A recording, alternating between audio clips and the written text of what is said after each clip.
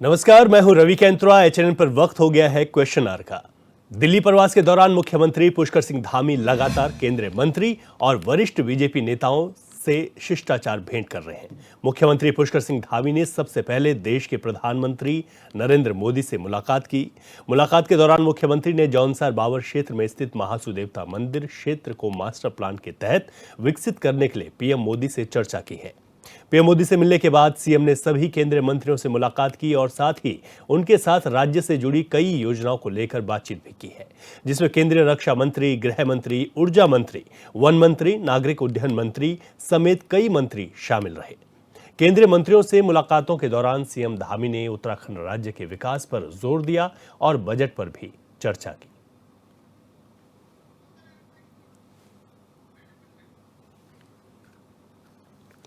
तो मुख्यमंत्री पुष्कर सिंह धामी दिल्ली में पहुंचे, जहां पर उन्होंने प्रधानमंत्री नरेंद्र मोदी, इसके अलावा उन्होंने तमाम केंद्रीय मंत्रियों के साथ वहां पर मुलाकात की है और इस मुलाकात के बाद उन्होंने उत्तराखंड राज्य के विकास के कई बातों को, रोड मैप को केंद्रीय मंत्रियों के सामने रखा है और राज्य से जुड़ी योजनाओं को लेकर उन्होंने चर्चा की है। तो ऐसे में सवाल है कि क्या मुख्यमंत्री पुष्कर सिंह धामी अब राज्य के जो तमाम मुद्दे हैं उनको लेकर अब केंद्रीय मंत्रियों के बीच जा रहे हैं, क्योंकि हाल ही में अगर देखें तो इस लोकसभा चुनाव में उत्तराखंड के मुख्यमंत्री पुष्कर सिंह धामी को स्टार प्रचारक के तौर पर केंद्रीय नेतृत्व ने कई राज्यों में भेजा और कई प्रत्याशियों के प्रचार में मुख्यमंत्री पुष्कर सिंह धामी गए। वहां पर जब वो गए तो उसमें से कई ऐसे प्रत्याशी हैं जो जीते भी हैं और उसमें से तकरीबन 8 से 9 ऐसे प्रत्याशी हैं जो जीत कर आए हैं सांसद। उन सांसदों को इस वक्त केंद्रीय मंत्री या केंद्रीय राज्य मंत्री का दर्जा भी मिला है। ऐसे में मुख्यमंत्री पुष्कर सिंह धामी उन तमाम लोगों को बधाइयां तो दे ही रहे हैं, लेकिन उन बधाइयों के साथ ही उत्तराखंड के विकास के एक रोड मैप को लेकर भी तमाम उन लोगों के बीच में है। आज हम इन्हीं तमाम बातों को लेकर चर्चा करेंगे कि मुख्यमंत्री पुष्कर सिंह धामी तमाम केंद्रीय मंत्रियों के साथ इस वक्त हैं। ऐसे में राज्य के विकास की अगर बात की जाए तो 2025 तक नंबर 1 राज्य बनाने की जो बात हो रही है उसको लेकर, और इसके साथ ही अगर बात की जाए तो प्रधानमंत्री नरेंद्र मोदी ने भी कहा कि तीसरा दशक उत्तराखंड का दशक होगा। तो ऐसे में क्या मुख्यमंत्री पुष्कर सिंह धामी इस वक्त तमाम नेताओं से मिल रहे हैं, केंद्रीय मंत्रियों से मिल रहे हैं, तो उनको लेकर जिस रोड मैप को लेकर उनके वो बीच में हैं और उनसे बातचीत कर रहे हैं, तो इसमें एक बात तो साफ है कि मुख्यमंत्री ने अब 2025 का जो लक्ष्य रखा गया है उस लक्ष्य को पूरा करने के मकसद में वो जुट गए हैं। तो हम ये भी कह सकते हैं कि धामी का मिशन न्यू उत्तराखंड, इन तमाम चीज़ों को लेकर मुख्यमंत्री अब तमाम केंद्रीय मंत्रियों के बीच में हैं, उनसे बातचीत कर रहे हैं। लेकिन ये देखना होगा कि जिस तरीके से तमाम मंत्रियों के बीच, चाहे ऊर्जा की बात हो या फिर पेयजल की समस्या की बात हो, यहाँ पर जो एयर कनेक्टिविटी है उसके विस्तार की बात हो, उसको लेकर धरातल पर ये काम कितने हो पाते हैं, वो कितने पास होते हैं, कितने फेल होते हैं, इन तमाम चीज़ों को देखना होगा।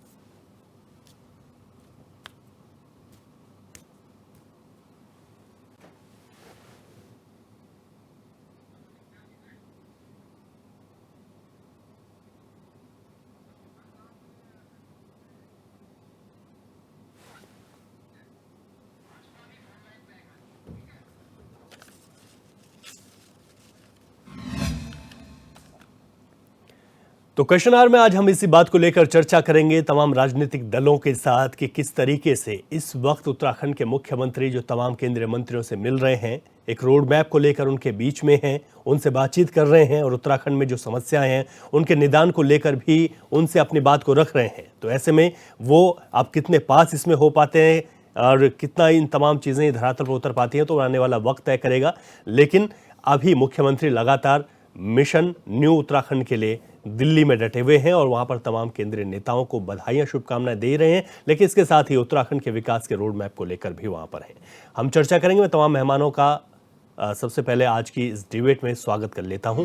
हमारे साथ भाजपा से प्रवक्ता हैं संजीव वर्मा, और जो कि अभी इस वक्त हमारे साथ फोन लाइन पर जुड़े हुए हैं। हमारे साथ कांग्रेस से प्रवक्ता गिरिराज किशोर जी हैं। हमारे साथ प्रवक्ता यूकेडी से देवचंद उत्तराखंडी जी हैं, बहुत स्वागत है आपका। जय सिंह रावत जी हमारे साथ वरिष्ठ पत्रकार हैं। आप सभी मेहमानों का बहुत स्वागत मैं करता हूं। शुरुआत संजीव जी आपसे कर लेता हूं। मैं मुख्यमंत्री पुष्कर सिंह धामी दिल्ली में डटे हुए हैं और तमाम जो केंद्रीय नेता हैं जिनको जिम्मेदारियां मिली हैं उनको बधाइयां भी दे रहे हैं और इसके साथ ही साथ उत्तराखंड के विकास के एक रोड मैप को लेकर भी उनके बीच हैं। किस तरीके से आप देखते हैं, क्या 2025 तक राज्य को नंबर 1 बनाने की जो बात की जा रही है, क्या उसका मिशन मुख्यमंत्री ने शुरू कर दिया है? ठीक है, संजीव वर्मा से अभी हमारी जो है संपर्क टूट गया है। गिरिराज किशोर जी के पास में चलता हूं। गिरिराज किशोर जी, मुख्यमंत्री दिल्ली में हैं, केंद्रीय मंत्रियों से मुलाकात कर रहे हैं, प्रधानमंत्री से मिले हैं और तमाम जो उनका ये कहना है कि यहाँ पर जिस तरीके की भी दिक्कतें हैं उनको दूर किया जाए, चाहे पर्यटन के लिहाज से देखें, हवाई कनेक्टिविटी की बात करें, ऊर्जा के लिहाज से भी उन्होंने वहां पर मांग की है। आप किस तरीके से देखते हैं मुख्यमंत्री के इस दौरे? रवि जी, ये जो विजिट है सीएम साहब की, मुख्यमंत्री श्री धामी जी की, हमारे भी मुख्यमंत्री हैं, केंद्रीय नेताओं से मिलना, केंद्रीय मंत्रियों से मिलना, निश्चित रूप से ये बहुत अच्छी बात है। आज अभी जो रवि जी आपने बात रखी कि 2025 तक भाजपा के लीडरशिप पे बोलती है कि उत्तराखंड को हम समूचे राष्ट्र में, हिंदुस्तान में पहले पायदान पे ले आएंगे जी। बात करती है भाजपा कि तीसरा दशक उत्तराखंड का वो उत्तराखंड का होगा। रवि जी, भाजपा की जो कार्यप्रणाली है, भाजपा की जो कार्यप्रणाली है रवि जी, जी, आज ये देखिए कि पृथक राज्य की जो मांग हमने रखी थी, निश्चित रूप से पृथक राज्य के रूप में उत्तराखंड मिला। लोगों की डिमांड थी, लोग चाहते थे कि प्रदेश, उत्तर प्रदेश एक बहुत बड़ा प्रदेश है और पृथक राज्य जब बनेगा तो निश्चित रूप से एक डेवलपमेंट होगा, विकास चरम पे पहुंचेगा। लेकिन जो मूल में है वो पर्वतीय क्षेत्र था रवि जी, जो वाकई जिसकी अवहेलना होती थी, उत्तर प्रदेश के समय में भी होती थी, लेकिन पृथक राज्य अगर डिमांड किया गया तो इस वजह से किया गया कि मूलभूत सुविधाएं आखिरी पायदान पे जो ग्रामीण बैठा हुआ है वहां तक मूलभूत सुविधाएं पहुंचे और वो वाकई एक विकास की मुख्य धारा से जुड़े। और आज जो बातें अभी आ रही हैं कि 25 में नंबर 1 पे हम ले आएंगे या तीसरा दशक उत्तराखंड का होने वाला है, निश्चित रूप से आप एक चीज देखिएगा, अभी जो इन्वेस्टमेंट समिट हुआ, आप देखिए रवि जी, 3.5 लाख करोड़ की इन्वेस्टमेंट बताई गई। सरकार बताए कि उसका जो रिजल्ट है, आज इंप्लीमेंटेशन धरातल पे जो कार्यान्वयन है उसका, जो समिट हुआ, जो आप बोलते हैं, आपकी कथनी और करनी में फर्क होता है, इसीलिए मैं बोलता हूं भाजपा की। आज जो आप दिखा रहे हैं, जो आप बोल रहे हैं, वो निश्चित रूप से अगर इंप्लीमेंटेशन उसकी होती है तो कांग्रेस भी स्वागत करेगी। निश्चित रूप से अगर विपक्ष में हम लोग बैठे हुए हैं, हम चाहते हैं प्रदेश का विकास हो, प्रदेश निश्चित रूप से पहले नंबर पे आए। तीसरा दशक जो भाजपा बार बार बोलती है, तीसरा दशक उत्तराखंड का होगा, हम लोग चाहते हैं, विपक्ष चाहता है। मुख्यमंत्री जो दिल्ली में है, केंद्रीय मंत्रियों से मिल रहे हैं, उनके बीच अपनी बात रख रहे हैं, इससे कितनी उम्मीदें विपक्ष को भी हैं? रवि जी, सेंटर से जो पैसा मिलता है, जो स्कीम्स होती हैं फ्लेक्सी, 90 और 10 का जो रेशियो होता है, निश्चित रूप से 82 से होते हुए आ रहा है। कहीं 70 और 30 का रेशियो होता है, कहीं 80 और 20 का रेशियो होता है। ये सारी चीजें होती हैं, सतत एक प्रक्रिया है, एक प्रोसेस है, ये सारी चीजें होती हैं। लेकिन निश्चित रूप से जो पैसा, जो मैं बार बार बात रख रहा हूं, अगर ये लोग 25 तक अग्रणीय दर्जे का, अगर अव्वल दर्जे का अगर प्रदेश को बनाना चाहते हैं तो निश्चित रूप से इंप्लीमेंटेशन की तरफ ध्यान दे, कार्यान्वयन की तरफ ध्यान दे। बेरोजगारी आज उत्तराखंड में चरम पे है, सुनिएगा रवि जी, निश्चित रूप से जो ग्रोथ चाहिए, जो कांग्रेस पार्टी कहती है और चाहती है कि ग्रोथ, अगर इंडस्ट्रियल ग्रोथ आपको बनानी है तो निश्चित रूप से पर्वतीय क्षेत्र की तरफ आप देखें, वहां पे हर्ब से रिलेटेड बहुत सारे उद्योग वहां पे लग सकते हैं। निश्चित रूप से आप माइक्रो इंडस्ट्रीज लगाइए ना, कोई बात नहीं, लेकिन निश्चित रूप से अगर वो पलायन भी तब रुकेगा, आपको बताऊं, जब मूलभूत सुविधाएं। मैं संजीव वर्मा जी से पहले ले लेता हूं, एक बार हमारे साथ फिर से जुड़ गए हैं। संजीव जी, मुख्यमंत्री का जो दौरा रहा दिल्ली का, यहाँ पर प्रधानमंत्री से लेकर जो तमाम नए केंद्रीय मंत्री बने हैं उनके साथ उन्होंने मुलाकात की है और राज्य में चाहे ऊर्जा को लेकर हो, हवाई कनेक्टिविटी को लेकर हो, सड़कों को लेकर उन्होंने बातचीत की है। इससे कितनी उम्मीदें संजीव जी। मुख्यमंत्री श्रीमान पुष्कर सिंह धामी जी, जिनका विजन 2025 उत्तराखंड को सर्वश्रेष्ठ राज्य बनाने की ओर अग्रसर करना, और उसी दिशा में वो लगातार काम कर रहे हैं। चाहे केंद्र से केंद्र पोषित जितनी भी योजनाएं परियोजनाएं उनको लेके आना हो, उनको लागू करना हो, उनके लिए वित्त पोषण की व्यवस्था करवाना हो। माननीय मुख्यमंत्री जी को उत्तराखंड में क्या क्या प्रॉब्लम्स आ रही हैं, जो हमारी इकोलॉजिकल और पर्यावरणीय जो भी एनजीटी की जो भी दिक्कतें आ रही हैं विकास कार्यों को लेकर, उनको हम लोग कैसे दूर कर सकते हैं, इन तमाम बातों को लेकर माननीय मुख्यमंत्री जी तमाम, चाहे पर्यावरण मंत्री हो, चाहे रक्षा मंत्री हो, चाहे सड़क परिवहन मंत्री हो, चाहे माननीय प्रधानमंत्री जी से तो सबसे पहले मिले ही, साथ ही जितने भी अलग अलग विभागों के मंत्री हैं, चाहे ऊर्जा मंत्री हो और चाहे पर्यावरण मंत्री। पर्यावरण का सबसे बड़ा रोल है उत्तराखंड में, क्योंकि 75% से हमारा वन आच्छादित क्षेत्र है, और यहाँ पर सबसे जो बड़ी प्रॉब्लम आती है, कोई भी विकास कार्य हम जब चालू करने लगते हैं और तमाम विकास योजनाओं में जो हमारा पर्वतीय क्षेत्र और पर्यावरण, वो उसकी जो एनजीटी की जो एक बाध्यताएं हैं, उनकी वजह से विकास अवरुद्ध होता है। तो विकास भी अवरुद्ध ना हो और पर्यावरण को भी हम अच्छे से बचाए रखें। और जिस तरह से माननीय प्रधानमंत्री जी के द्वारा भी एक इस बात का उल्लेख किया गया कि तीसरा दशक उत्तराखंड का होगा, तो उस दिशा में लगातार हम लोग काम कर रहे हैं। 2 लाख करोड़ की जो योजनाएं परियोजनाएं इस समय उत्तराखंड में गतिमान है, और अन्य योजना परियोजना को भी लाने का माननीय मुख्यमंत्री जी जो लगातार काम कर रहे हैं। चाहे नैनीताल में जो पार्किंग की बड़ी एक प्रॉब्लम होती है, उसको कैसे सॉल्व किया जाए, मसूरी में पार्किंग की प्रॉब्लम को कैसे सॉल्व किया जाए, और जो लंबे लंबे जाम होता है, उससे हम अपने जितने पर्यटन क्षेत्र हैं उनको कैसे मुक्ति दिला सकें, और जितना जो हमारा ठीक है, आपकी आवाज़ ब्रेक हो रही है। मैं देवचंद उत्तराखंडी जी पर जाता हूं, प्रवक्ता हैं यूकेडी के। देवचंद उत्तराखंडी जी, एक क्षेत्रीय दल होने के नाते मुख्यमंत्री के इस दौरे को कितना महत्वपूर्ण मानते हैं आप, तमाम केंद्रीय मंत्रियों से इस मुलाकात को? देखिए रवि जी, ये दौरा उनका उतना इम्पोर्टेंट इसलिए नहीं है कि आज ही जो है जो वहाँ पर सदन, जो आज जो लोकसभा और राज्यसभा का एक ज्वाइंट सदन वहाँ पर चला है, तो निस्संदेह वो आज वहाँ पर बधाइयाँ देने के लिए गए हैं, और ये अच्छी बात है कि अपनी उपस्थिति में वहाँ पर उन्होंने दर्ज किया। लेकिन बाकी हमने मानते हैं कि उन्होंने किसी चीज़ की वहाँ पर इतनी बड़ी चर्चा है और ये कोई मांग उनसे हुई होगी। आज तो दौर इतना ही था कि बधाइयाँ दे करके लेकर के वहाँ से आ रहे हैं। हाँ, उपस्थिति के लिए बहुत अच्छी बात है कि उपस्थिति उन्होंने की है।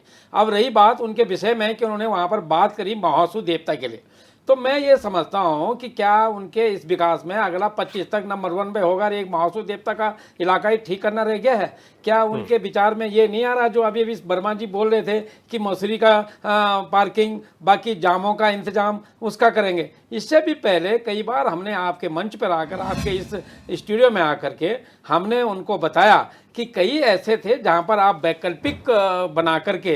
वैकल्पिक जगह बना करके आप ये काम करवा सकते थे, लेकिन नहीं किया। अब जाम की बात करें, जो आज ऋषिकेश में जाम है, पर्यटन को ध्यान में रखते हुए पीछे के रास्ते से एक वैकल्पिक रास्ता जो कोडियाला के आप सामने तक जा सकता था, उस पर जो है ये जो राफ्टिंग का कर सकते थे और ये रोड जाम से बच सकता था। लेकिन ऐसा इनका विजन नहीं है काम करने के लिए, सिर्फ इनका क्या है, कह देना भर है और काम करना नहीं है।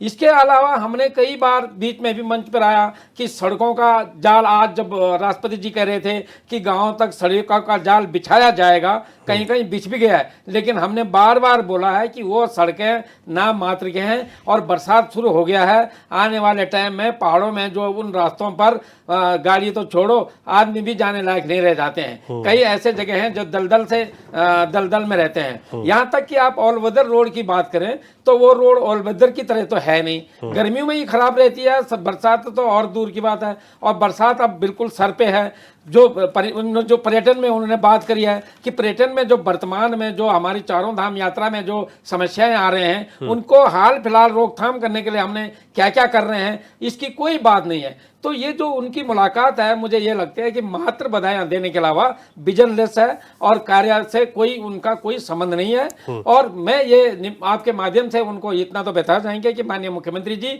आपको एकमात्र महासु देवता नहीं बल्कि सभी देवताओं का ख्याल रखते हुए, उत्तराखंड देवभूमि है, उन सभी देवी देवताओं का, सभी धामों का ख्याल रखते हुए उस पर आपको अतिशीघ्र विचार करना चाहिए। एक पॉइंट वो बोल रहे हैं कि 25 का जो दशक होगा वो उत्तराखंड में नंबर 1 बनाने की मुहिम चल रही है। मैं रवि जी आपके माध्यम से बोल रहा हूं कि हाँ, हमारा उत्तराखंड 25 में नहीं, आज 24 में ही नंबर 1 बन गया है, लेकिन भ्रष्टाचार और अत्याचार के लिए। अभी कुछ ही दिन पहले जो केस हुआ, आज भी एक खबर आई है, चलो वो बाहर के लोग थे, लेकिन यहाँ पर न केवल आतंकवादी यहाँ के लोगों को मार रहे हैं बल्कि बाहर से भी लोगों को यहाँ पर मारने के ला रहे हैं। आज 3 लाशें मिली हैं और वो तीनों लाशें मरने वाला भी तीनों बाहर के थे, मरने वाले भी बाहर के थे, मारने वाला भी बाहर था। तो ये एक अड्डा बनना जा रहा है और इस प्रकार से ये राज्य भ्रष्टाचार और कानून व्यवस्था से त्रस्त जिसको बोल सकते हैं, उसके लिए नंबर 1 जरूर बन रहा है। ठीक है, आपने अपनी बात रखी देवचंद उत्तराखंडी जी। आपका कहना यह है कि अगर ये बात की जाए तो सीधे तौर पर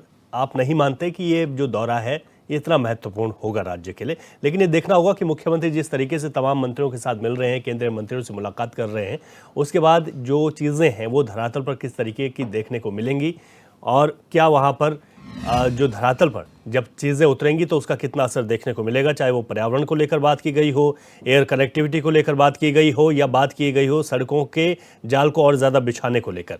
हमारे साथ वरिष्ठ पत्रकार जयसिंह रावत सर हैं। जयसिंह रावत सर, मुख्यमंत्री धामी गए हैं दिल्ली और वहाँ पर लगातार हर एक मंत्री को बधाइयों के साथ भी वहाँ से हम देख रहे हैं कि तमाम चीज़ें, चाहे ऊर्जा के क्षेत्र में उन्होंने बात की कि यहाँ पर इस वक्त किल्लत होती है, बहुत सारे हमारी परियोजनाएं, जल विद्युत परियोजनाएं जो कि रुकी हुई हैं किसी कारणवश, उनको जो है शीघ्र जो है उसका भी कुछ ना कुछ रास्ता निकाला जाए। कितना महत्वपूर्ण ये दौरा मुख्यमंत्री का हो जाता है? देखिए, इससे कुछ रिजल्ट निकले नहीं निकले, लेकिन ये दौरा वास्तव में महत्वपूर्ण है। महत्वपूर्ण इसलिए कि ये सही वक्त है कर्टसी कॉल करने का, क्योंकि केंद्र के मंत्रियों से उत्तराखंड सरकार को बार बार काम पड़ेंगे, कई चीजें पड़ेंगी।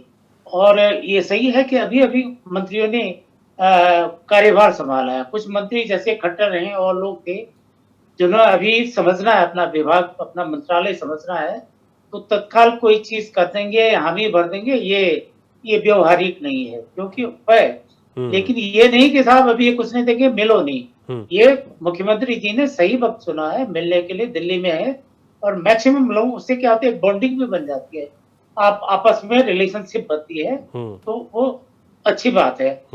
दूसरी बात यह है कि कई चीजें, जैसे पुराने मंत्री हैं, मिनिस्टर हैं, अब परसों जो मुख्य प्रधानमंत्री जी से जो बात हो रही थी, मुझे लगता है वो सही समय का चयन उन्होंने नहीं किया। आज जाते तो ज्यादा ठीक था, क्योंकि उनकी जो बॉडी लैंग्वेज से ऐसा लग नहीं रहा था, क्योंकि आज तक हमने जो तस्वीरें देखी प्रधानमंत्री जी की, अपने हमारे मुख्यमंत्री जी की, बहुत अच्छे खुशी के माहौल में जो फोटोग्राफ जो आए हैं बहुत अच्छे आए हैं, ऐसा लगता था इनके आपस में बहुत अच्छी अंडरस्टैंडिंग है। लेकिन परसों शायद वो प्रधानमंत्री का तनाव में भी होना, अति व्यस्त भी होना, वो जो भी है, लेकिन बहरहाल मैं ये कह रहा हूं कि भले इस दौरे से मुख्यमंत्री को कुछ मिले या न मिले, लेकिन ये जरूरी था। अब ये है कि मुख्यमंत्री जी ने पता नहीं क्या क्या समझाया होगा, ये तो वही जाने, लेकिन जैसे रक्षा मंत्री जी से मिले, तो रक्षा मंत्री पहले भी थे, अब भी थे। और जो अग्निवीर की समस्या है, जो बीजेपी को नुकसान हुआ यूपी में और जगह जो नुकसान हुआ, अग्निवीर भी एक कारण है। और हरियाणा में भी चुनाव होने वाले हैं, बिहार में भी वो खिलाफ नीतीश कुमार अग्निवीर के खिलाफ है। तो हमारे मुख्यमंत्री जी को लीड लेनी चाहिए उसमें कि भाई देखिए, अग्निवीर को आप इसे खत्म करो या इसका रिलीज करो, ताकि उन दो मुख्यमंत्रियों से आगे हम लोग, हमारा प्रदेश देख भाई कि हमारे कहने से सरकार ने इस पर पुनर्विचार किया। एक तो ये होना चाहिए जी। दूसरा, आपने, क्योंकि मैं इसलिए कह रहा हूँ कि राजनाथ जी पुराने उसी मिनिस्ट्री में है, हमारे पहाड़ के लोगों के लिए पहले शुरू से लेके हाइट में, जवानों की हाइट में जो भर्ती का था वो कम था, 162-63 सेंटीमीटर, अब बराबर हो गया और जगहों के बराबर, जबकि पहाड़ के लोगों के लिए इसलिए हुआ था, हम लोगों की हाइट कम होती है, हाँ हर जगह होती है, तो ये बढ़ाने के लिए बोलना चाहिए था। जी। अब दूसरी बात ये बोलना चाहिए, अंग्रेजी में हाई स्कूल में सेकंड डिवीजन आना चाहिए, क्या मतलब है यार? हमारे जो है दरबान सिंह नेगी तो हाई स्कूल पास थे नहीं, गबर सिंह नेगी हाई स्कूल पास नहीं थे, जो तो भारत के इतने बड़े महावीर निकले, इतने परमवीर चक्र वाले हमारे, वो तो इतने अशोक चक्र वाले, वो तो कोई हाई स्कूल पास थे नहीं कोई। जी जी उन चीजों के लिए, पहाड़ के लिए वो जो क्राइटेरिया था भर्ती का, वो भी ठीक करने की बात करनी चाहिए थी, तैयार होके जाना चाहिए था उनके पास, या नहीं गए तो अगली बार जाएं तो करें। दूसरी जो दिक्कत है, ओएनजीसी पर बड़ा शंका आ रही है। हाँ कि उठ गया।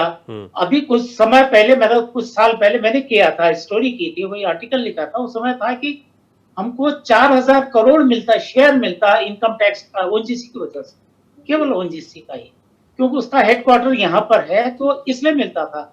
अगर उसका हेडक्वार्टर यहाँ से शिफ्ट हो गया तो वो जो इनकम टैक्स आता है, हमको जो 40% या 42% मिलता है, वो नहीं मिलेगा, वो दिल्ली को मिलेगा, या जहां पर ये है। जाएगा। इन चीजों पर बात करनी चाहिए थी।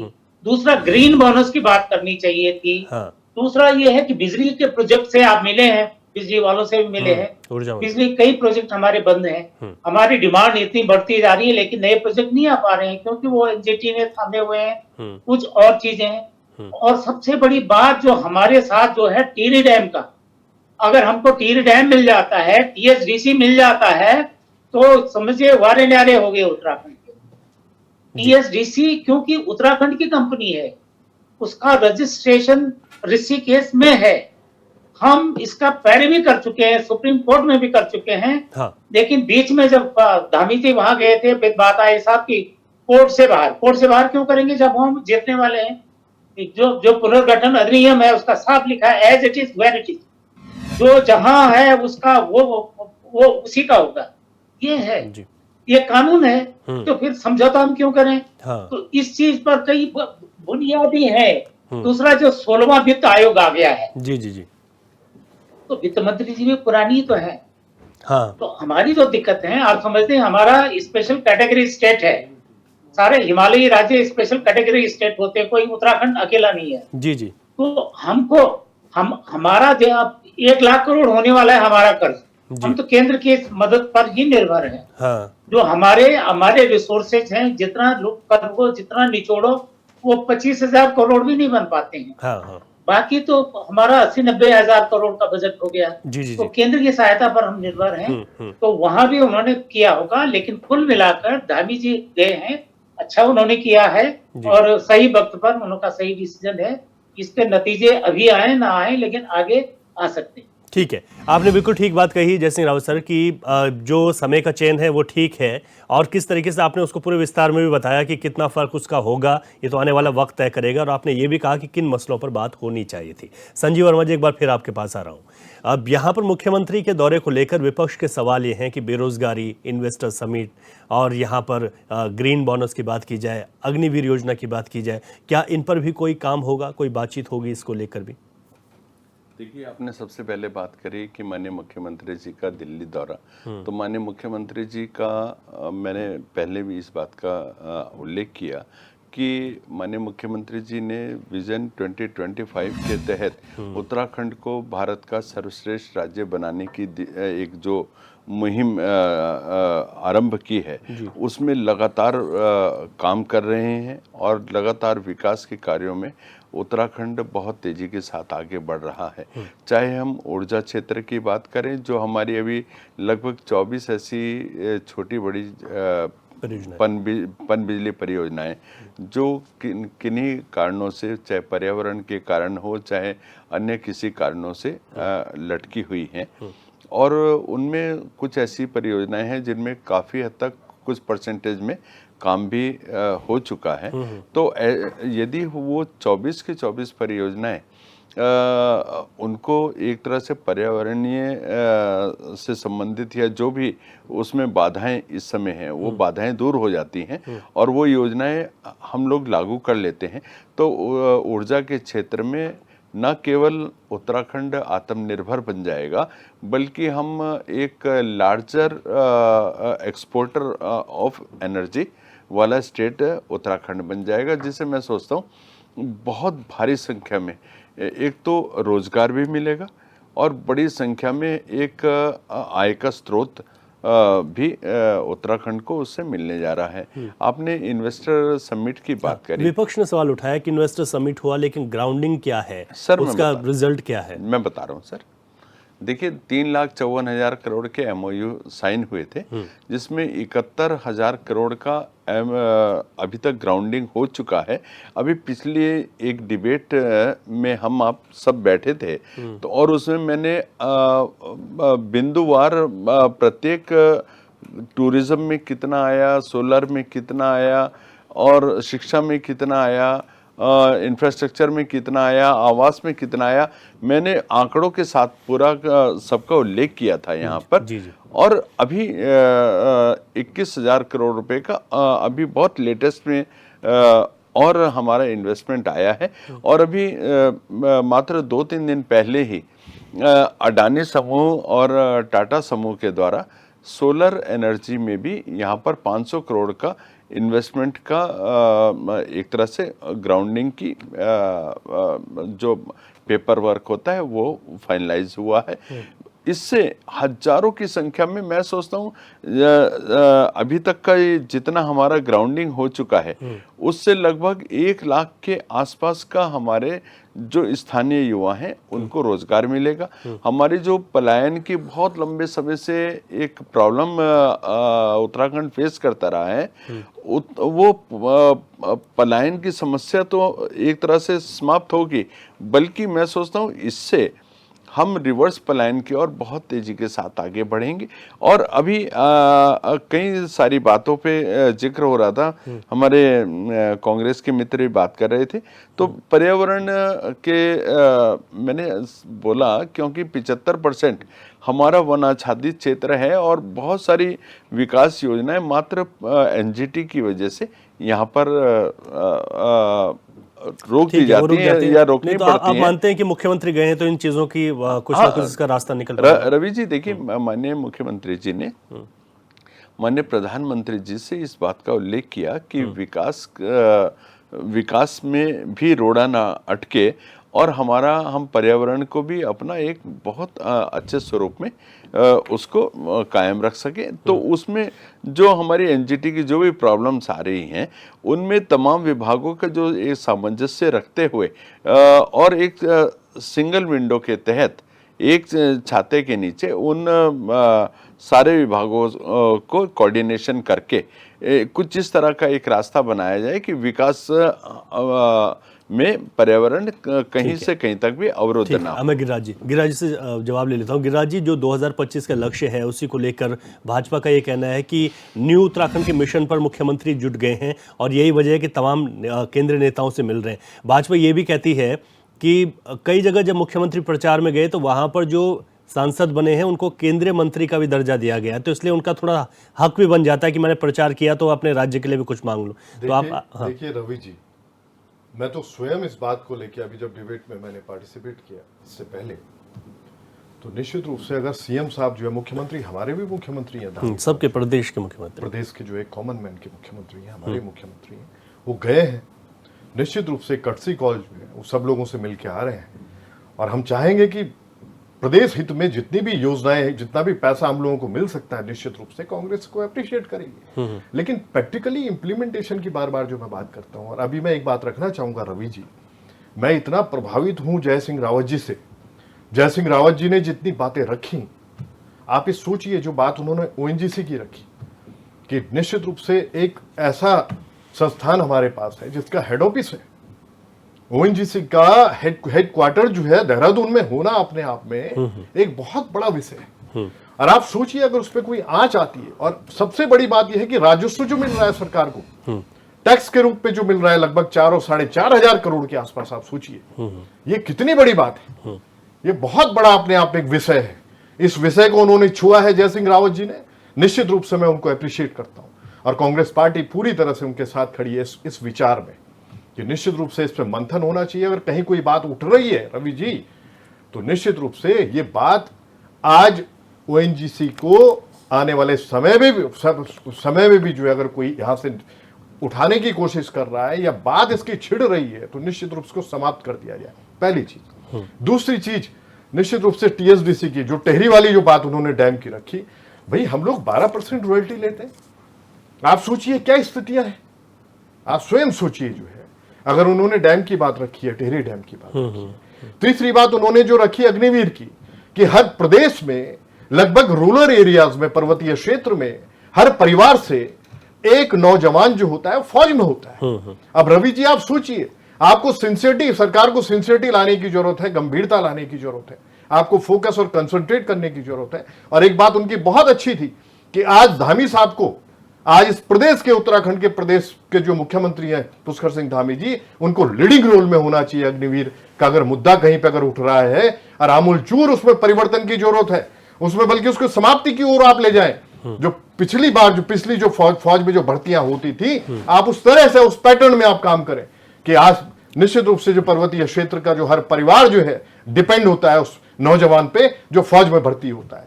आने वाले समय में रवि जी मैं एक बात रखना चाहूंगा कि अगर 25 में आप अग्रणीय, अगर पहले नंबर पे आप इस प्रदेश को लाना चाहते हैं, तो आप इंप्लीमेंटेशन की तरफ काम करें। इन्वेस्टमेंट समिट की बात अभी मैं प्रवक्ता महोदय को सुन रहा था, 71,000 करोड़, आप आंकड़े दीजिए ना 71,000 करोड़ के। श्रीमान मैं दे चुका हूं, दीजिए ना सर। आप देखिए संजीव जी, इस प्रदेश के हित में आज बात हो रही है कि अगर सुन लीजिएगा, अगर 3.5 दिए, विभाग शायद मैं सुन रहा हूं आपकी बात, टूरिज्म में मैंने कितना पूछा दिया, आपसे, उसमें कितना अगर दिया? 3.5 लाख करोड़ की अगर इन्वेस्टमेंट वाकई उत्तराखंड में आई है, तो उसकी इंप्लीमेंटेशन, उसका धरातल पे श्रीमान जी 20% आ चुका है उसका। सुनिएगा, मैं यही बात आपके बीच में रख रहा हूं कि अगर भाजपा भाषणबाजी छोड़ दे, अगर भाजपा केवल स्पीचेस, अगर भाषण में अपने को इन्वॉल्व करके अगर चाहती है कि छलना और ठगना इस प्रदेश को, इस बात को अगर छोड़ के अगर इंप्लीमेंटेशन की तरफ भाजपा जाएगी, कार्यान्वयन की तरफ अगर जाएगी, तो निश्चित रूप से हम लोग भी आपकी पार्टी को अप्रिशिएट करेंगे और चाहेंगे कि 25 में अगर आप अग्रणीय दर्जा चाहते हैं, हम लोग अप्रिशिएट करने के लिए आपको तैयार होंगे।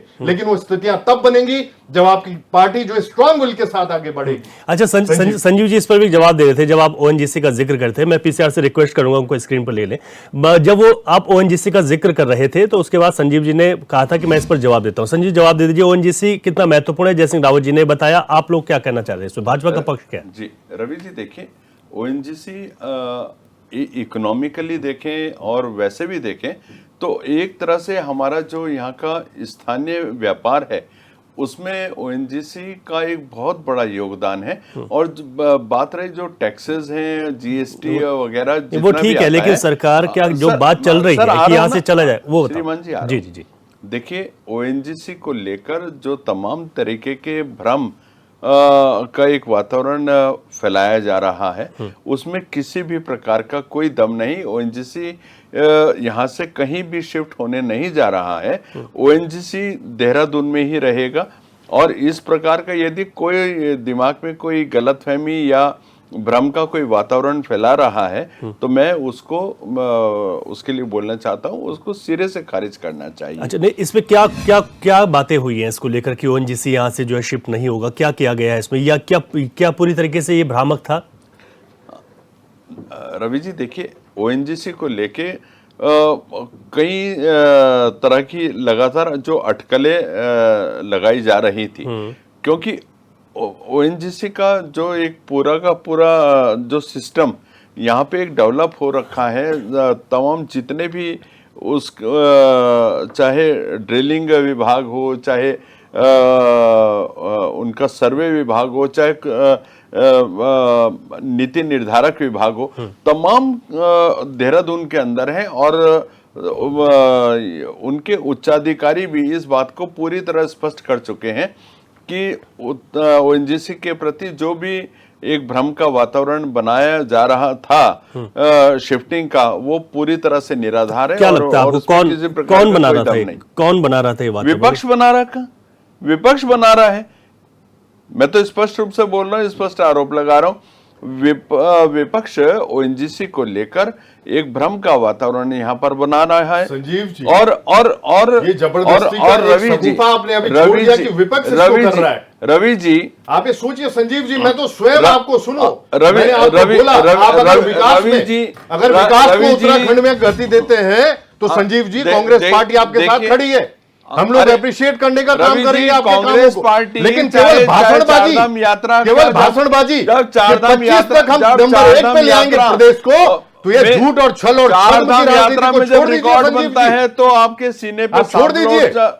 और आपके आज सीने अगर पे बात सांप अग्निवीर लोग पे हो जाते रही है, हैं। जब अग्निवीर पे उत्तराखंड इसलिए हो रही है इन्वेस्टर समिट कि उससे होता है तो सेंटिमेंट जुड़े आपके हुए सीने पे हैं, सांप उससे लोग जाते आर्थिकी हैं। जुड़ी हुई है उत्तराखंड की। श्रीमान जी, अग्निवीर जब की लड़ाई कांग्रेस उत्तराखंड पार्टी को लड़ती आगे रहेगी। बढ़ने का मौका मिलता तो है, सोचिएगा, उत्तराखंड का एप्रिसिएशन होता है। ओएनजीसी को तो आप सोच भी नहीं सकते कभी ले जाने की। आप हमेशा उसके लेकिन विरोध में आज अगर खड़े हो टेहरी जाते डैम हैं। पे भी अगर बात ये आई है, निश्चित रूप से आपका जैसे जो रावत जी ने जो नजरिया- बात उठाई है, आपका जो नजरिया है उत्तराखंड आज विरोध बिल्कुल वाला, ये वो सबके हकीकत सामने है ONGC कि पर- उसका संपूर्ण सुनिएगा, पर, ठीक है, टेहरी डैम का भी ठीक है, रवि जी ठीक है। संपूर्ण इससे- दोहन वो उत्तराखंड किसी से छिपा हुआ उत्तराखंड को नहीं है। मिलना ओएनजीसी चाहिए। पर जो किसी सही से छिपा जानकारी हुआ नहीं है, है, श्रीमान ओएनजीसी जी। पर जो सही जानकारी है वो आपने- जय सिंह रावत सर से मैं ले लूंगा। मैं आपने- इस बार भ्रामक प्रचार ठीक है, संजीव मैं जी देवचंद हमने नहीं उत्तराखंडी किया जी है। के पास जा रहा हूँ। विशेष ये बात आपकी ठीक है। पार्टी के द्वारा उठाई गई है ओएनजीसी को हटाने की यहाँ से।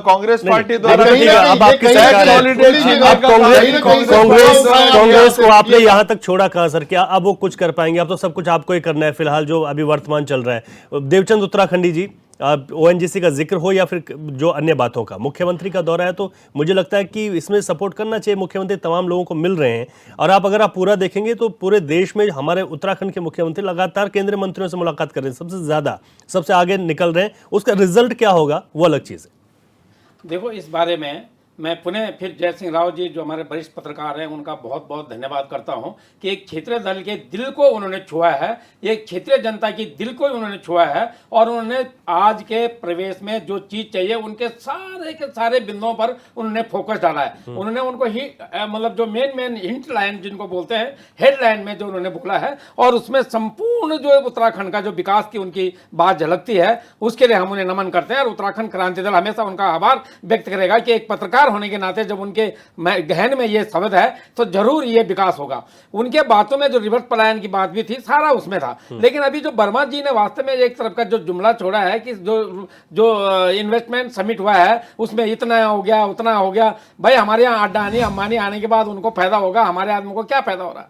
लेकिन हम पुणे आते हैं, कहीं मोदी आज हमारे माननीय जो मुख्यमंत्री गए हैं उन्होंने इस बात की भी कोई जिक्र करी कि उत्तराखंड में एक आग सुलग रही है, बड़े दिनों से सुलग रही है और जब से उत्तराखंड बना तब से सुलग रही है, भू कानून और मूल निवास, इनके बारे में भी तो कुछ उन्होंने जिक्र किया होता। लेकिन जो मैंने शुरू में बोल दिया भाई, आज समय नहीं था, आज तो उन्होंने जो भी बोला ये बोलने वाली बात है, लेकिन आज तो इतना ही दौर था, फोटो सेशन था और एक दूसरे को बधाइयां देने वाली बात है। लेकिन जैसे जय सिंह राव जी ने बिल्कुल सही बोला कि वक्त सही था, चर्चा हुई हो ना हुई हो पर वक्त सही था मिलने का, वो मैं भी बोल रहा हूं। लेकिन जो बात करेंगे उन्होंने वो करवा दिया, ये करवा दिया। मवासु देवता के जो मवासु देवता है उनके अलावा उन्होंने शायद कोई बात नहीं बोली। मैं तो ये भी कहना चाहता था कि काश उन्होंने कहा होता कि केदारनाथ का सोना भी सर वापस करने की कृपा कर लीजिएगा जो आपने चुनाव से पहले ले लिया है, पर ऐसा कुछ नहीं। मैं इसको ऐसा नहीं। अब मैं आता हूं जो एक मेन मुद्दे जो उन्होंने बोला है, एक तो 1GC शिफ्टिंग का। 1GC में जो नौकरी पे हैं, सरकारी नौकरी पे हैं, वो तो जहां भी जाएंगे उनको तो फायदा होगा ही होगा, लेकिन उनके प्रवेश में उनके अधिकारियों के घर में काम करने वाले से लेकर के उनके आगे पीछे जो वहां पर सफाई कर्मचारी जो संविदा में है, उन लोगों का जो यहाँ पर बेरोजगार बढ़ेगा उसके ऊपर ध्यान नहीं आ रहा। चलो अच्छा होता है कि जो लोग शायद उनको जानकारी उनका ना हो या ये ऐसे तो उड़ नहीं सकता। एक पत्रकार बोल रहे हैं, बाकी लोग बोल रहे हैं, या तो उनको जानकारी नहीं है कि कहीं ना कहीं धुआं तो उठ गया है इसको शिफ्टिंग होने का। अच्छा होगा कि बीजेपी उसको रोक सके और यहाँ पर रोकने से जो रोजगार में बेरोजगारी बढ़ने के जो चांसेस हैं कम से कम रुका तो रहेगा। अब आती है भर्ती की बात जो फिर राव जी ने बोली है। एक उत्तरकाशी को जो है ओबीसी एरिया घोषित किया हुआ था और उस एरिया में जो हाइट था उसको जो है कम कर दिया गया था। मैं तो ये कहता हूं कि उत्तराखंड के जो पहाड़ी राज्य हैं सभी राज्यों में हाइट के हिसाब से भी उनको लेना चाहिए था। हमारे टाइम में था, हम एक फौजी हैं और हमारे टाइम में भी 160 रखा हुआ था और उसमें बहुत सारे लोग उसमें भर्ती हुए थे। लेकिन आज जिस ढंग से कर दिया है तो उत्तराखंड को छलवा बना दिया है और उत्तराखंड अब जो है इस प्रकार से सबके बराबर हाइट में लेगा, तो वो भी जो रोजगार के चांसेस थे वो भी खत्म हो रहे हैं। अब मैं एक बात और कह सकता था कि सोलर सिस्टम पे जो बात के अगर इनका विजन रोजगार रोकने वाला होता और पलायन रोकने वाला होता तो ये काम कर सकते थे कि जो फौजी आते हैं या जो रिटायरमेंट लोग आते हैं वो जो पैसा इन्वेस्टमेंट कहीं और खाते में करते हैं 5 साल 4 साल के लिए करते हैं अपने पेंशन, अगर वो लोग सोलर में करते तो एक बार वो सेटअप हो जाता तो उससे और जनरेशन होता है उसका। ये मैं सलाह दे रहा हूं, ये हमारा विजन है लेकिन बीजेपी का विजन नहीं हो सकता। ये क्षेत्रीय दल का इसलिए विजन है कि वो गांव में जाकर सर्वे करती इस बात का। अगर 5 लोग मिल करके अडानी अंबानी के बराबर न करें, उसके आधे के बराबर भी वहां पर सोलर का काम करते तो 10-15 लोग और होते और वो अपने गाँव में घर बनाते और वहां पर जो है पलायन रुकता। पर सिर्फ अडानी को यहां दे देना, अडानी तो आज भी देख रहे हैं हम जो प्राइवेट ग्रुप हैं उन ग्रुपों में कोई हमारे पहाड़ का आदमी नौकरी पे नहीं है, तो जब नौकरी पे नहीं है तो पलायन कहां से रुकेगा? सिर्फ भ्रष्टाचार रुकेगा। हाँ, एक काम जरूर हो रहा है, नित्य प्रतिदिन ये हो रहा है कि दारू की दुकानें खुल रही हैं हमारे उत्तराखंड में। देवप्रयाग के बिल्कुल देवभूमि के नजदीक आपने ऊपर जो है एक दारू का ठेका उसका वहां पर जो मैन्युफैक्चरिंग लगा दिया है और इस प्रकार का मैन्युफैक्चरिंग से आप विकास नहीं बल्कि विनाश की तरफ ले जा रहे हैं। मैं पुनः निवेदन करना चाहूंगा कि जो हमारे वरिष्ठ पत्रकार जो लोग यहाँ पर सुझाव देते हैं उन सुझावों पर सरकार समय रहते काम करे ताकि उत्तराखंड का आने वाले टाइम में विकास हो सके। लेकिन ये जुमला जो 25वें नंबर 1 में होगा, नंबर 1 में होगा तो भ्रष्टाचार में होगा, नंबर 1 में होगा तो अपराध में होगा, नंबर 1 में होगा तो वहां जो पहाड़ से पलायन होकर हो जाएगा। उसके लिए थोड़ा सा इंतजार कर लेंगे, हालांकि ज्यादा इंतजार नहीं, 2024 चल रहा है कि जितने भी यहाँ पर सुझाव जाते हैं उन पर सरकार काम करे। हाँ ठीक है, मैं जयसिंह रावत सर पे पास जा रहा हूँ। सर एक शॉर्ट में एक जवाब ये भी चाहिए, मुझे लगता है दर्शकों के लिए बहुत जरूरी है। ओएनजीसी की बात आई, भाजपा ने कहा कि विपक्ष इससे मुद्दा बना रहा है और ऐसा कुछ नहीं है। उन्होंने ये भी दावा किया है यहाँ पर कि कहीं ओएनजीसी शिफ्ट नहीं हो रहा है। एक तो इस पर थोड़ा सा क्लैरिटी होनी बहुत जरूरी है सर, इसकी जानकारी होनी जरूरी है। उसके बाद अगला सवाल करूंगा आपसे। रवि, अगर विपक्ष मुद्दा उठा रहा है तो उठना चाहिए था कि सरकार जो है अलर्ट हो जाए और अब इस मामले में सरकार को क्लियर स्टैंड सरकार का आना चाहिए। मुख्यमंत्री जी को या चीफ सेक्रेटरी को इनको बोलना चाहिए कि ओएनजीसी यहाँ से कहीं नहीं जा रहा, हमारी केंद्रीय मंत्री से बात होगी, ये बात क्लियर, क्योंकि ये भ्रम है। और सुनिए, जो धुआं होता है बिना आग के तो नहीं होता। इतनी सारी बातें हो रही हैं और आप भी जानते हैं, हम तो आपकी उतनी उम्र नहीं हो तब से रिपोर्टिंग करके हम करते थे। तो ओएनजीसी अंदर से हमको इन्फॉर्मेशन मिलती थी, वहीं से आती है। बड़ी स्कैंडल जब होते थे तो अंदर खाने हमको डॉक्यूमेंट हमारे पास आ जाते थे कि देखिए आप छाप रहे हैं, आप ये स्टोरी बना रहे हैं, तो ये लोग, तो ये जो सारी बात आई है उनके अंदर से आई है, ओएनजीसी के अंदर से आई है। और ये फैक्ट है कि ओएनजीसी तो बहुत बड़ा डिपार्टमेंट, आप ये समझिए कि ओएनजीसी तो अपने आप में तो इसका बजट ही इतना ज्यादा, इतना प्रोडक्शन है, इतना इसका टर्नओवर है तो लाखों करोड़ का होता है। तो उसको जो है कई विभाग यहाँ से शिफ्ट ऑलरेडी हो चुके हैं। यहाँ संख्या जो कार्मिकों की संख्या भी काफी कम हो चुकी है। अब लोगों को लगता है कि कहीं ऐसा ना हो कि दिल्ली, क्योंकि राजधानी सभी जाना चाहते हैं, बड़े बड़े टॉप जो ऑफिसर जो है उनको काम तो मिनिस्ट्री से पड़ता है ना, या बाकी एम्बेसी से है, क्योंकि ओएनजीसी विदेश भी है, विदेश के लिए अलग ओएनजीसी जो विदेशों में एक्सप्लोरेशन का काम करते हैं, तो वो अपनी सहूलियत के लिए। लेकिन आपको मालूम होना चाहिए कि यहाँ एक नेगी जी होते थे, वो पहले उनका जीएम हुए थे, वो इस ओएनजीसी के फाउंडर्स में से, केटी मालवीय के नाम से वहाँ इंस्टीट्यूट चल रहा है। बड़े बड़े लोगों ने बड़ी कोशिश की है, तब देहरादून में तेल भवन की स्थापना हुई थी। ये तेल भवन पहचान है देहरादून की। जी। तो और रेवेन्यू का मैंने बताया, इनकम टैक्स कितना होता है, इनकम टैक्स में भारत सरकार को भी 42 या ऐसा ही उत्तराखंड का भी शेयर होता है, शेयर होगा। हाँ। बहुत सारे लोगों को कितना रोजगार, ओएनजीसी हमारे यहाँ तो कितने लोगों को रोजगार मिलता था। क्यों भाई, जहाँ कोई विभाग होता है तो वहाँ आसपास के लोगों को मिल जाता है, डायरेक्ट इनडायरेक्ट सब रोजगार मिलता है। हो जाता है। तो जो ये भ्रम की स्थिति है, सरकार को क्लियर करनी चाहिए। मेरे पास जानकारी नहीं है, मैं ये नहीं कह सकता कि ये चला गया या जा रहा है। हाँ। लेकिन जो मीडिया में आ रहा है, जो चर्चाएं हो रही है, उन पर सरकार को, भारत सरकार के से कोट करके कैसे करके स्थिति क्लियर करनी चाहिए। ये आपने लोगों ठीक को कहा, ये चिंता का विषय है। ये आपने ठीक कहा कि स्पष्ट तो सरकार को ही इस पर करना होगा। खैर आगे बढ़ते हैं। अभी गिरिराज जी आपसे सवाल लेता हूं, फिर उसके बाद मैं संजीव जी पर जाऊंगा। 500 मेगावाट अतिरिक्त विद्युत आपूर्ति के लिए उत्तराखंड में मुख्यमंत्री ने रिक्वेस्ट की है, वहां पर अनुमोदन प्रदान करने का उन्होंने अनुरोध किया है। तो ये तो अच्छी बात है, क्योंकि हम भले ही हम ऊर्जा प्रदेश के नाम से जाने जाते हैं, यहाँ पर टिहरी डैम की हम बात करते हैं, फिर बात करते हैं कि इतनी जो है हमको यहाँ पर जो विद्युत का उत्पादन कर रहे हैं, लेकिन इतना मिल रहा है। लेकिन ठीक है, यहाँ पर अगर देखा जाए तो जो विद्युत के उत्पादन के लिए हमारे पास सिर्फ जो है जल विद्युत परियोजनाएं हैं जिनके माध्यम से कर रहे हैं, तो इसको लेकर गंभीर हैं मुख्यमंत्री। तो इस बात को देखना चाहिए कि ठीक है वो बात कर रहे हैं वहाँ पर, क्योंकि अभी तो मंत्रियों ने अपने दायित्व तो संभाले ही हैं, हमारे मुख्यमंत्री उनके पास पहुँच गए, उनसे रिक्वेस्ट कर रहे हैं। देखिए रवि जी, अगर सीएम साहब अगर बात कर रहे हैं तो वो फोकस ये करें, कंसंट्रेट ये करें। अभी जयसिंह जी ने भी जो बात टिहरी डैम की रखी कि जो वाकई जो है, जो उत्तराखंड का एक अपना अधिकार है, अगर हम लोग ग्रीन बोनस की बात करते हैं सेंट्रल गवर्नमेंट से, तो एक जेन्युइन बात हम सामने रखते हैं निश्चित रूप से पटल पे। अगर आज ये बात रखी जा रही है केवल रॉयल्टी पे क्यों जिए हम लोग, हमें उसका पूरा अधिकार उसका मिलना चाहिए। दूसरी चीज, मैं एक चीज और आपके बीच में रखना चाहूंगा निश्चित रूप से रवि जी, अगर भाजपा ये कहती है कि तीसरा दशक उत्तराखंड का होगा, 25 में अव्वल राज्य के रूप में उत्तराखंड को देखा जाएगा, नंबर 1 की स्थिति में, नंबर 1 की स्थिति में उत्तराखंड होगा, तो भाई आपको, और इन्वेस्टमेंट समिट पे जो आए थे हम, 3.5 लाख करोड़ का आप इन्वेस्टमेंट बता रहे हैं उत्तराखंड में, आपको भाई जो ध्यान देना होगा सरकार को, आप ये सारी चीजें अगर स्ट्रांग विल के साथ करते हैं तो कर सकते हैं। लेकिन इसमें 3-4 बातें जो मैं रखना चाहूंगा रवि जी, कांग्रेस पार्टी की तरफ से जो हमारे अपने सजेशंस है सरकार को जी, आपको पहली चीज, जो पर्वतीय क्षेत्र की वजह से हमने जो पृथक राज्य की जो डिमांड की थी, उस डिमांड के पीछे एक मूल में जो उसका कारण था, वो कारण यही था कि निश्चित रूप से जो हमारा पर्वतीय क्षेत्र में आखिरी पायदान पे जो ग्रामीण बैठा हुआ, वहां तक विकास पहुंचे, मूलभूत सुविधाएं पहुंचे।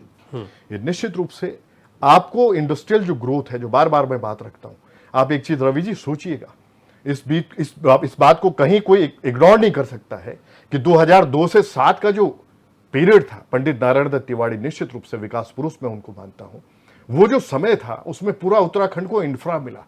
आप देखिएगा जो भी स्थितियां थी, जो भी संसाधन थे, उन संसाधनों का दोहन हुआ। पंडित नारायण दत्त तिवारी जी ने अपनी स्ट्रांग विल दिखाते हुए फार्मास्यूटिकल जितना भी सिटकुल है, ये निश्चित रूप से हर व्यक्ति मानता है, इस बात को भाजपा के लोग भी मानते हैं कि विकास का जो आधार था, जो विकास की जो बुनियाद थी, वो तिवारी जी रख के गए हैं 2002 और 7 के बीच में।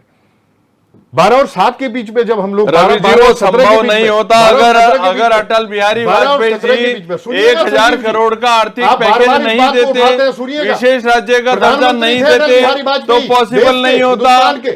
2013 तक जो टैक्स हॉलीडे दिया नहीं देते तो पॉसिबल नहीं होता। आपकी जो पार्टी है उसका जो पूरा श्रेय स्वर्गीय अटल बिहारी वाजपेयी जी को जाता है। भाजपा के जो प्रवक्ता है, अरे श्रीमान जी, 2007 में जैसे आपकी सरकार गई, आपने टैक्स हॉलीडे छीनने का काम किया, आपने विशेष राज्य के दर्जे को छीनने का काम किया, आपने औद्योगिक पैकेज को छीनने का काम किया। आप देने वाले नहीं है, आप देने वाले नहीं है, आप छीनने वाले, आप छीनने वाले। प्रधानमंत्री जो भी चीजें हुई वाजपेयी जी को स्वीकार किया जाता है, कांग्रेस उनको अप्रिशिएट देने वाले तो बार-बार इस बात को देने वाले टॉपिक पर आ जाते हैं। भारतीय बात जनता ये हो रही है रवि जी, भारतीय जनता बात पार्टी ये हो रही है कि देने कांग्रेस पार्टी की जो स्ट्रांग विल थी 2002 और 7 के बीच में, आप हर जगह घुसते हैं। श्रीमान जी, अरे इस आप प्रदेश का विकास सुनो, आप तो छीनने इस वाले हो, प्रदेश को अगर आप तो छीनने वाले हो, अगर अव्वल राज्य का दर्जा दिलाना चाहते हैं, हम देने नंबर वाले, 1 का दर्जा दिलाना चाहते हैं संजीव जी, तो आप यशवंत सिंह परमार को रोल मॉडल बनाओ। सुनो, हिमाचल की तर्ज पे आप विकास करें। विलेज टूरिज्म जो बार बार मैं पर्वतीय क्षेत्र की बात करता हूं, अरे गांव जिस स्थिति में है उसको हाइजीन करो। आज टूरिस्ट चाहता है, आज निश्चित रूप से पर्यटक चाहता है कि मुझे हाइजीन मिले और पहाड़ का खाना परोसा जाए, उस तरफ ध्यान दीजिए। जो आज पलायन को अगर आपको रोकना, आपकी सरकार को अव्वल दर्जे पे लाना है, अगर प्रदेश को 25 में, तो विलेज टूरिज्म की तरफ ध्यान दीजिए। हॉर्टिकल्चर में आप साइंस को इन्वॉल्व करो। आज हिमाचल का सेब इतना बड़ा डिलीशियस सेब होता है, आपके अदना से सेब क्यों हो रहा है? आपकी कोई पॉलिसीज नहीं है, क्योंकि आपके जितने मंत्रीगण हैं, जितने भी आपके विधायक गण हैं, वो सारे के सारे एसी में बैठ के यहां से डिसीजन लेते हैं। वो कभी अपने पर्वतीय क्षेत्र में और अपने जितने 47 विधायक आप ठीक है गिनवाते गिरिराज जी, हैं, ठीक है। सुनिएगा, जो असेंबली में डिबेट में पार्टिसिपेट करते हैं, उनसे पूछिए कितने दौरे आपके होते हैं अपनी विधानसभाओं में। अभी रवि जी मैं देख के आया हूं, मैंने छुए हैं, कई विधानसभाएं ठीक है, छुई हैं। मैं फाइनल कमेंट आज ले जो रहा हूं। स्थितियां हुई विषय हैं, विषय वहां पे आप वनाग्नि अपने से विषय जो से- ठीक है स्थितियां संजीव हुई जी, हैं, आप जाए सारा वाइल्ड लाइफ ठीक जल ठीक गया। है ठीक है मोहल्ले से ठीक है तो करोड़ों बाहर वहां पे निकलते पेड़ हैं जल गिरिराज गए, जी। सुनिएगा। ठीक है गिरिराज जी। आपकी सरकार का कोई फोकस नहीं है, और आज आप भाषणबाजी, मोहल्ले से तो बाहर आप केवल निकलते हैं। भाषणबाजी ठीक है, कर रहे अच्छा, हैं, आपकी पार्टी भाषणबाजी केवल कर रही है कि साहब हम ठीक है, 25 मैं में अग्रणी फाइनल हैं, कमेंट की अव्वल तरफ जा नंबर रहा का हूं। मैं दर्जा देंगे देवचंद प्रदेश को। उत्तराखंडी जी, फाइनल कमेंट आपका। अब विषय ये था कि मुख्यमंत्री ने तमाम केंद्रीय नेताओं के साथ मुलाकात की, केंद्रीय मंत्रियों के साथ। जैसे ही उनको दायित्व मिले, हमारे मुख्यमंत्री वहां पर पहुंच गए। अब इससे हमें उम्मीदें तो जता लेनी चाहिए। वो कितने पास, कितने फेल होंगी, कितनी यहाँ पर एयर कनेक्टिविटी का विस्तार होगा, ऊर्जा के क्षेत्र में जो नई चीजें उन्होंने कही है कि नए संयंत्रों को यहाँ पर लगाया जाए, 500 मेगावाट के लिए अलग से उन्होंने बात की है, उसके लिए तो इंतजार करना होगा। लेकिन अपने मुख्यमंत्री वहां गए हैं, बातचीत कर रहे हैं, दौड़ में आगे हैं। बहुत अच्छी बात है रवि जी, हम ये नहीं बोल रहे, हम पहले ही बोल रहे हैं कि हमारे मुख्यमंत्री हैं और बहुत अच्छा काम वो कर रहे हैं, दिखने में आ रहा है, लेकिन धरातल पर शून्य है। मैं इसलिए कह रहा हूँ, मेरा तो ये है, फाइनल कमेंट्स के तौर पर मैं ये निवेदन करना चाहूँगा कि उत्तराखंड को अगर नंबर 1 राज्य बनाने की तरफ ले जाना है, तो सबसे पहले जो पर्वतीय इलाका है, उस पर्वतीय इलाकों की उनकी व्यवस्थाओं को ध्यान में रखकर इनको करना होगा। विकास देहरादून और हरिद्वार, उधम सिंह नगर और जो क्या नाम बोलते हैं रुद्रपुर में जाकर के उसको देखकर ये विकास की गणना करें जाकर के पहाड़ के राज्यों में। तो मेरा निवेदन रहेगा कि सबसे पहले न्याय व्यवस्था को सुधार करें, उसके बाद जो है रोजगारों का सृजन करें, उसके बाद उसको जो है जहां पर जो शिक्षा की व्यवस्था है उसको समुचित वहां पर व्यवस्था करें, स्वास्थ्य पर विशेष ध्यान दें। हमारा जो पलायन का कारण है वो यही है कि वहां पर स्वास्थ्य की सुविधाएं मिल नहीं पाती हैं। हॉस्पिटल अगर खुल भी गए तो डॉक्टर नहीं है, और डॉक्टर हैं भी तो वो जो है बड़े कंपाउंडर और इस टाइप के वहां पर जो चौकीदार रखे वही यानी कि जो डॉक्टर का काम मूलभूत करते हैं। चीजें हैं। मतलब डॉक्टर नहीं जाते हैं। तो मेरा कहने का मतलब है इन बातों पर, इन बिंदुओं पर फोकस करें। दूसरी बात, इन्वेस्टमेंट सिमेंट के अलावा उन पर यह ध्यान दें कि जो हमारे लोकल के लोग हैं जो उनमें इन्वेस्ट कर सकते हैं, जैसे सोलर पर काम कर सकते हैं और उनके बाद कृषि पर काम कर सकते हैं, उनको प्रोत्साहन करके उनका एक ग्रुप बनाने का काम करें, एक सहकारिता बनाने का काम करें और उस पर काम करके पलायन को रोकने का काम करें। यही रिवर्स पलायन की बात है। मैं बार बार कभी भी यहाँ पर मैं इनसे लड़ने झगड़ने की और इनका विरोध की बात नहीं करता। मैं हमेशा अपने उत्तराखंड क्रांति दल की तरफ से उन मांगों को रखता हूँ जो उत्तराखंड के लिए जायज है। ठीक है, संजीव वर्मा जी, फाइनल कमेंट आपका मुख्यमंत्री के दौरे को। जी रवि जी, देखिए अभी जिस तरह से आप बात कर रहे थे, तो एग्रीकल्चर के जो क्लस्टर के रूप में हमारी सरकार लगातार काम कर रही है। हॉर्टिकल्चर और एग्रीकल्चर के और जितने भी लोग काम कर रहे हैं उनको एक क्लस्टर के तौर पे रोजगार का सृजन भी हो रहा है और उनके लिए मार्केटिंग की व्यवस्था भी सरकार कर रही है। और अभी सहकारिता में 33% जो मातृ शक्ति के लिए आरक्षण की व्यवस्था करी, मैं सोचता हूँ उसके लिए भी हमें माननीय मुख्यमंत्री जी को हम अप्रिशिएट करते हैं, उनका आभार भी व्यक्त करते हैं। साथ ही एयरपोर्ट को इंटरनेशनल बनाने की दिशा में अभी जो उनका दौरा था वो उस पर बात हुई है। रेलवेज का विस्तार करने के लिए बात हुई है। कुछ टनल्स जो हमारी देहरादून, मसूरी और अन्य कई क्षेत्रों के लिए, जिससे हमारा पर्यावरण भी सुरक्षित रहेगा और जो एग्जाम की स्थितियां हैं उससे भी निजात मिलेगी। कुछ जगहों में जो पार्किंग की बड़ी प्रॉब्लम है हमारे पर्वतीय क्षेत्र में, जो टूरिज्म सेक्टर है, तो उनके लिए बड़ी पार्किंग के इन तमाम चीजों पर बात हाँ जी उनके लिए बात हुई। और इन सारी चीज़ों से क्या है, इंफ्रास्ट्रक्चर का भी लगातार डेवलपमेंट होगा, रोजगार भी बढ़ेगा और स्टेट जीडीपी भी बढ़ेगी। तो तमाम जो एक समुचित विकास की हम अवधारणा बोलें तो समुचित विकास की अवधारणा को लेकर माननीय मुख्यमंत्री जी काम कर रहे हैं। हाँ। और मैं सोचता हूँ इसमें सबको कंधे से कंधा मिलाकर उनका सहयोग करना चाहिए। रवि जी, कांग्रेस पार्टी की तरफ से डिमांड की जाती है भाजपा से कि वो इम्प्लीमेंटेशन की तरफ जाए। कोई भी अगर योजना है उसको धरातल पे उतारे, उसको इम्प्लीमेंट करे और सुदूर ग्रामीण क्षेत्र में, पर्वतीय क्षेत्र में कंसंट्रेट करे, फोकस करे, उस पलायन को रोके।